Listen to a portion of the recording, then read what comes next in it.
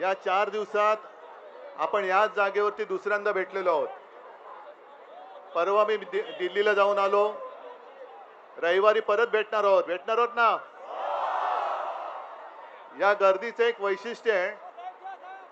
अनेक जण सांगतात की इकडे आपल्या ओळखीचं कोणी नाहीये, आणि नेमकी हीच गोष्ट महत्वाची आहे की आपण सर्व भारतीय आहोत, आपण सर्व हिंदुस्थानी आहोत. आपल्याला आपली ओळख विसरून भीती दाखवून जे राज्य करत होते आतापर्यंत, त्यांनी हे दृश्य पाहण्यासारखं आहे. मला अनेक जणांनी विचारलं, आप कुछ बात करना चाहेंगे? मैंने कहा मैं नहीं कुछ बात करना चाहता, लेकिन ये जन की बात है, ये अब दिल्ली वालों को सुनना होगा.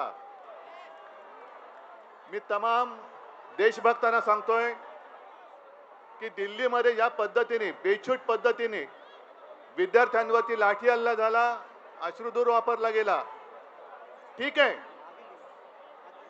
सरकारला इशारा देतोय, तुमच्या हातात बंदुका असतील, तुमच्या हातात लाठ्या असतील, पण आमच्या हातामध्ये हा तिरंगा आहे. या तिरंग्याशी लढत देण्याची आजपर्यंत कोणाची हिंमत झालेली नाहीये. या तुम्ही लाठ्या घेऊन या, बंदुका घेऊन या, आम्ही तिरंगा घेऊन तुमच्या समोर आहोत.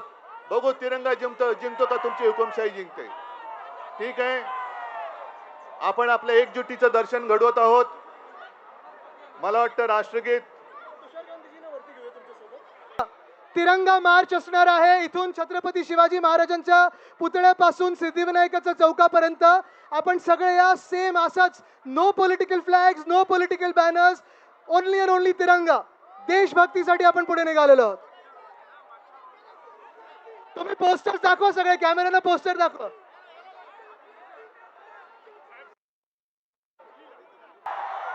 अभिजित, इथे दिल्ली एवढाच मोठा क्राऊड तरुणांचा आलेला आहे. तुम्ही काही सगळ्यांशी बोलणार का?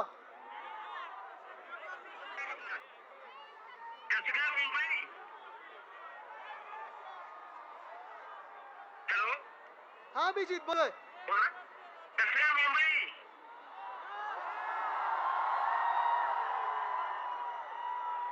मुंबईमध्ये जेवढी लोक जमा झालेली आहेत त्यांना माझा खूप खूप धन्यवाद.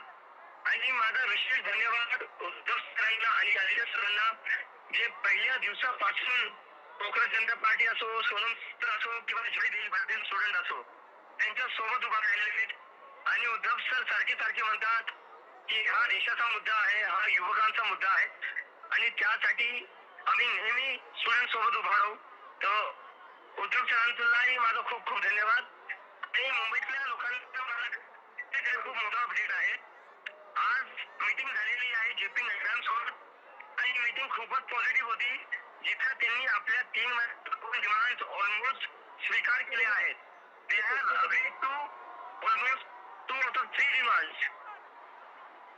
Compensation to the victims family, आणि जे केसेस दिल्ली असो मुंबई असो देशभरात कुठेही प्रोटेस्टर्सच्या अगेन्स्ट लावण्यात येत आहेत, ते केसेस मागे घेतले जातील.